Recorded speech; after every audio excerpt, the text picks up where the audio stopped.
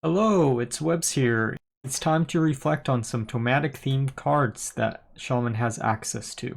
In a deck that many might not think to include such cards in, which is Questline Shaman. The idea behind running the totem cards in this deck is to try to combo out with Totemic Reflection into either Grand Totem Eyesore or a Totem Goliath in order to get 3 copies of it on the board once you complete the quest. The mulligan for this deck was pretty simple to understand, which is keep guidance basically in any game that you have it in your opening hand, and also keep investing opportunities because that would give you access to 2 overload cards easily.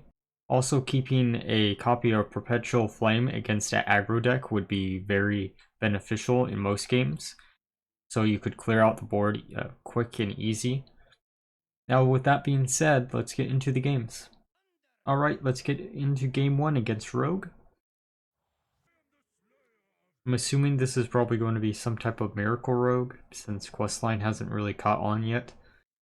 I know more people have been covering the deck since the recent nerfs. We're just going to keep our entire hand since there's no reason not to. I guess they're playing some weird type of Cthulhu Rogue deck. Unless they're including Cthulhu in some type of Miracle deck. However, it looks like it's some type of secret Cthulhu Rogue, which is kind of interesting, I guess, but here we're just going to play Guidance in our Zapper, which triggers their Dirty Tricks, which is still fine.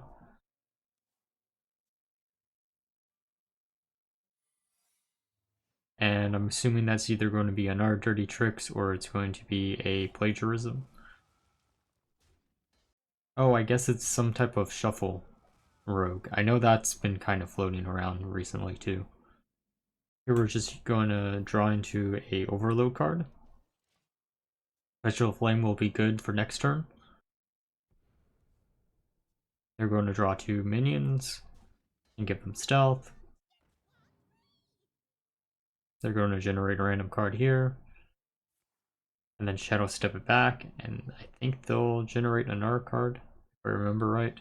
Yeah.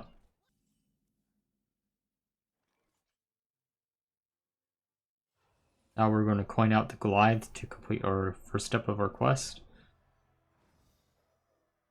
Now the better play would probably be try to complete the quest on a turn where we overload a lot, but trying to get a big minion out early game I thought would be a better idea against Rogue, since I know Rogue has some issues with dealing with big minions. And now they're just going to bounce our minion back to our hand, which is fine. We still have another Goliath in our hand.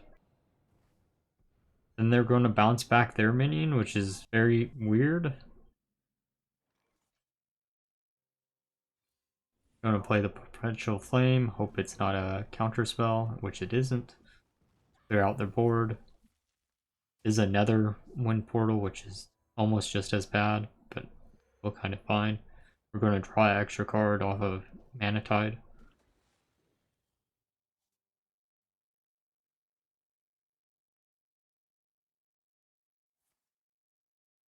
They're going to play Extortion.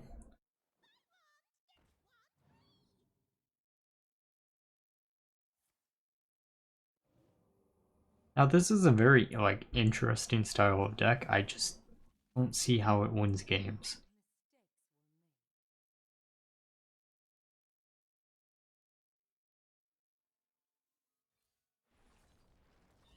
Here we use our Overdraft, and I almost passed the turn here because I forgot that we gain our mana back. But we can always just Hero Power here and then generate a totem, which isn't bad, but you know. They're going to play Deck of Lunacy, then buff them their armor up a little bit more.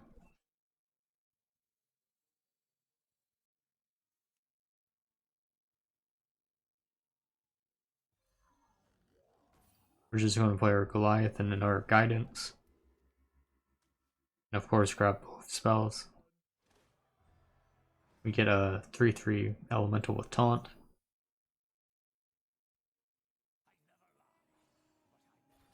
They play Shadow Jeweler.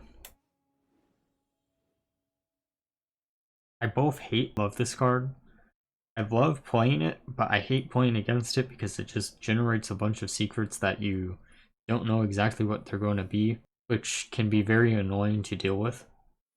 You just hope and pray it's some that don't make Shadow Jeweler mortal or generate an additional copy of him.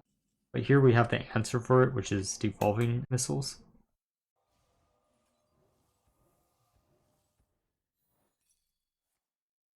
And they had a dirty tricks, which is fine. We're just going to attack for face. And then copy or Goliath.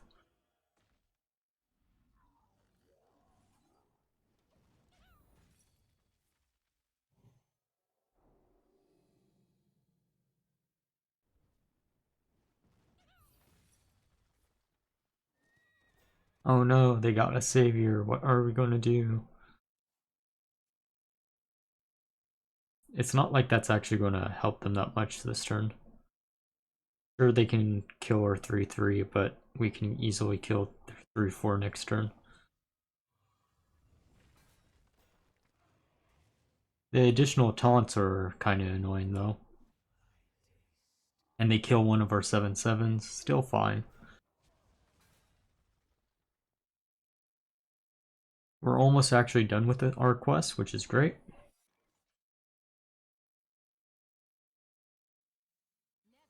And here we're just hoping to generate a bunch of spells that give overload or do damage.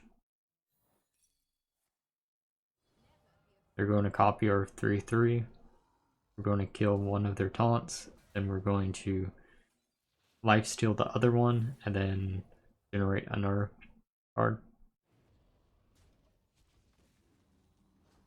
Storm Strike will be useful for when we get double spells.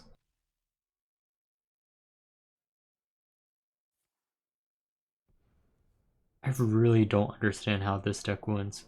I'm assuming it wins through milling themselves out until they only have the Cthulhu pieces or the Garoots in the deck in order to make it where they instantly draw Cthulhu or Garoot, thus doing a bunch of damage in one turn, but honestly that just seems too much of a risky play to even ever try it. I say this and I'll probably end up making a video or something about it in the future. Just going to play the Feral Spirits and then generate our quest reward. And then play our quest reward right away. Sure, they could have a plagiarism, but that's not actually going to do them any good. It could be very dangerous if they got into their late game, but at the same time, I think we have enough ways to deal with it between what we have on board and what we have in our hand. Because next turn we can do Totemic Reflection into the Goliath, which allows us to just have pretty big hints. Now they're going to give us a bunch more cards. Maybe their win condition is milling me out? I honestly don't know. Or maybe trying to make me have a max hand, so thus I destroy some important combo piece in the deck.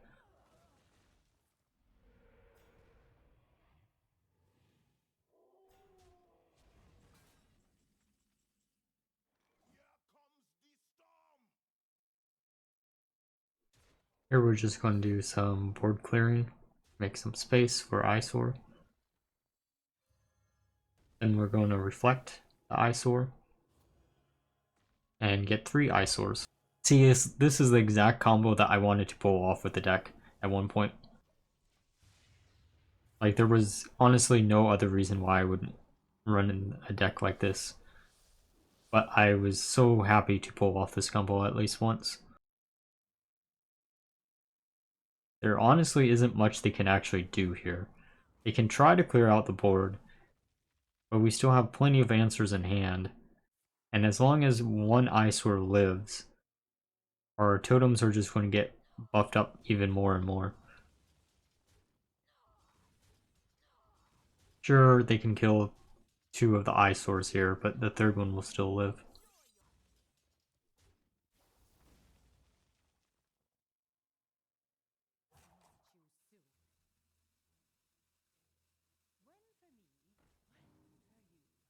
They're going to give us another card for some weird reason.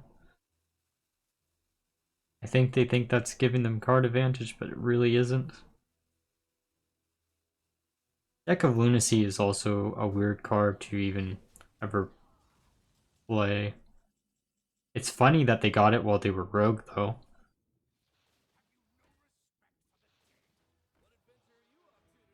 We're just going to do a bunch of face damage here, and then attack, and win the game with an eyesore.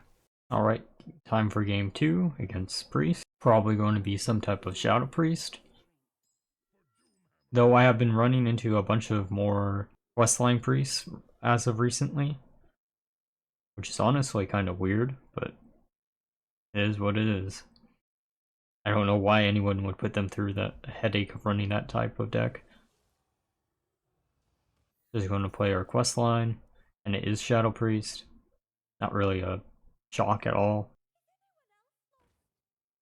Honestly, when this set came out, Shadow Priest was one of those decks that I really wanted to test out really early on, and then I just kept forgetting about it and forgetting about it. Our hand is actually looking pretty bad since we have no way to trigger our quest itself or to trigger the landslide. So we'll just draw into a overload card and get Novus Zapper, which is pretty good because it'll make our landslide do 4 damage instead of 2 damage. Or we can just Perpetual Flame their board instead, which actually is just as good. I kind of wish that Perpetual Flame would trigger each individual cast, but honestly it makes sense why it doesn't. You would be able to complete the quest a lot faster than you already can, and that's something that the metagame does not need right now, is a quicker paced Questline Shaman.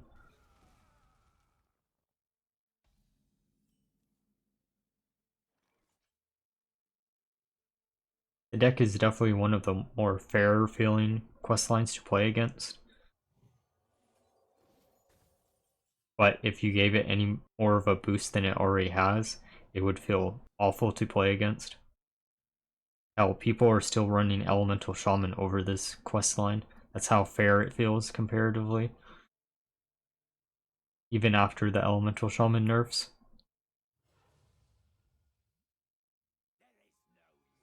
They're just going to play Benedictus as a big body.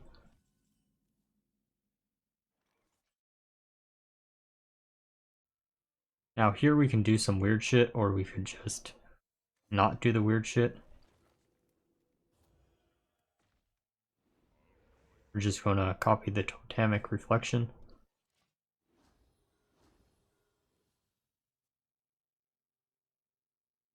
Now they'll be able to easily clear out one of them with Benedictus, but that's fine.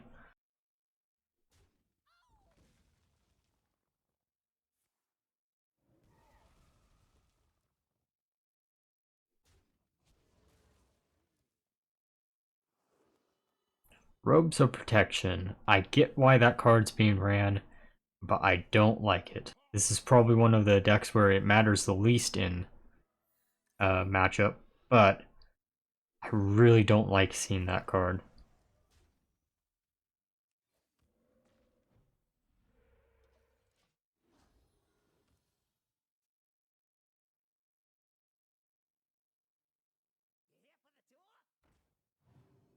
They're going to Tour Guide and kill our Slogger.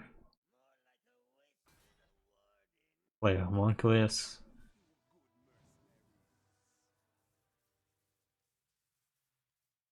Play the Totem Making Dude, which is an interesting inclusion in the deck. Not something I would have thought about including. But I guess Shadow Priest doesn't have really any 4-cost cards that they want to run in the deck. I guess they could run Void Shard, I think it's called, but they don't necessarily need to.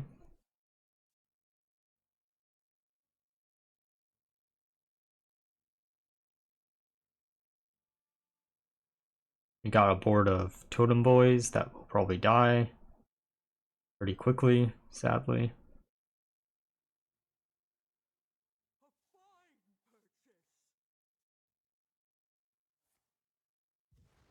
They're going to use Raise Dead.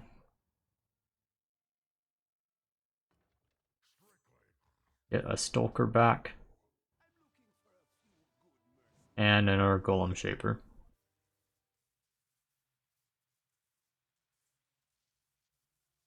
Honestly, one of the most annoying cards that they could have got with Raise Dead.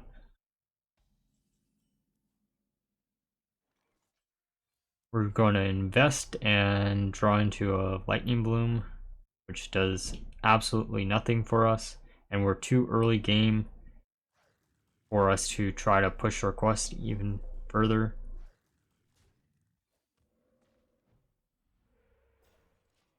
Or I shouldn't really say early game, but we're too behind on our quest in order to try to push it.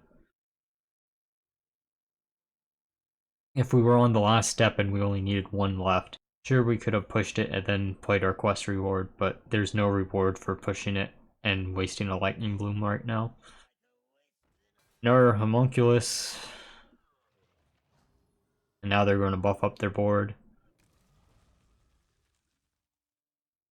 From this position, we're honestly probably not going to win, but it's been a very, very close match.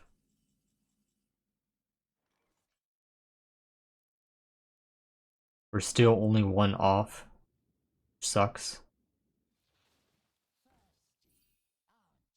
But at least we get a 3-3 taunt, and then we can buff up one of our 2/2s in order to kill the 4/4 taunt.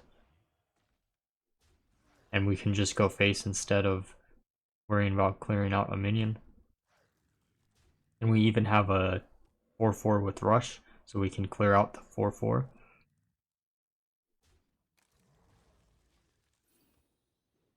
We just gotta keep controlling the board and we'll be able to win.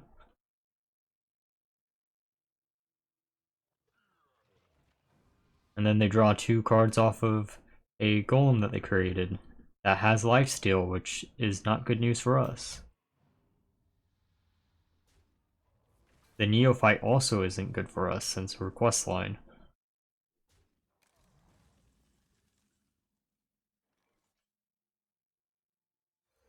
We'll draw an extra card, kill the 5/2, then go face.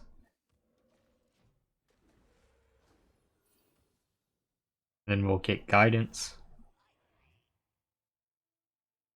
Guidance can actually turn this game around for us. Hopefully.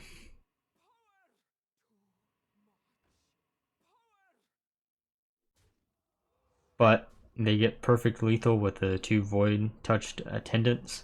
Alright, now that we're through the games, let's discuss how well the deck did and why I built the deck the way I did. Overall, the deck performed better than I had expected. I knew through the games that I have played since the beginning of the set that Questline Shaman is actually a pretty strong deck overall. I hadn't seen anyone try to combine totem support into Questline Shaman, hence why I built the deck the way I did. I thought I could make a cool, funny combo deck where I comboed off Totemic Reflection into a Goliath or a Eyesore in order to buff the totems in my deck. However, I ran into the issue where there's not many totems in Standard. There are a grand total of 5 different cards that count as totems, one of them being Amalgamation, which is a card that I didn't include in the deck because it's a 4-drop, and why run any 4-drop over Canal Slogger in the Shaman deck? Especially because Slogger triggers part of your quest, and gives you a survivability tool.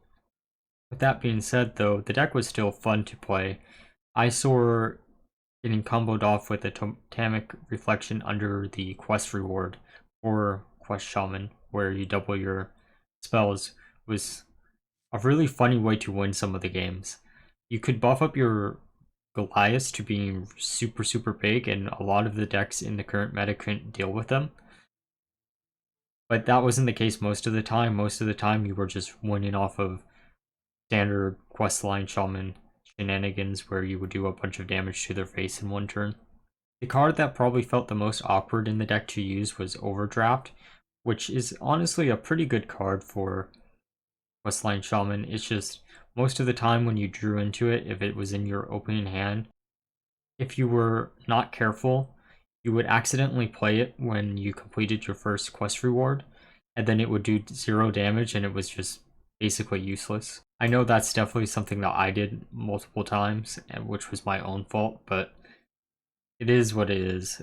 Just thought it would be a warning to give if you decide to run this deck. While Overdraft could feel bad because of misplays, Runic Carvings felt bad just because most of the time it was a dead 6 draw, even though it would give you 2 overload. It was definitely a card that originally I thought would be cool to combo off with Eyesore, but honestly you don't need 2 Runic Carvings in the deck. But to keep up with the theme, I didn't want to cut this out of the deck. However, with Totemic Reflection is one of the 2 reasons to even include the totems in Questline Shaman.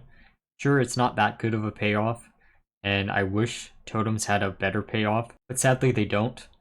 Because of how we're running this deck, Guidance is actually an even better card, where Totemic Reflection normally would not be a card that you want to generate off of Guidance.